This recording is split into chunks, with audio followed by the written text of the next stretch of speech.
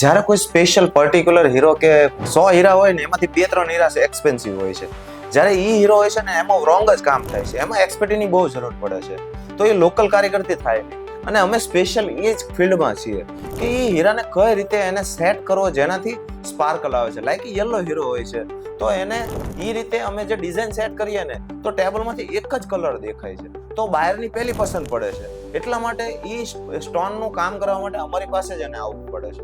આ સિવાય એના કારીગરે જ્યારે કામ કર્યું હોય છે તો અમારી સિસ્ટમથી કામ ન કર્યું હોય છે, એણે બીજા વ્હાઇટ બનાવવાની રીતે કામ કર્યું હોય છે, તો એના એંગલ એજમેન્ટ બહુ અલગ જ મૂક્યા હોય છે.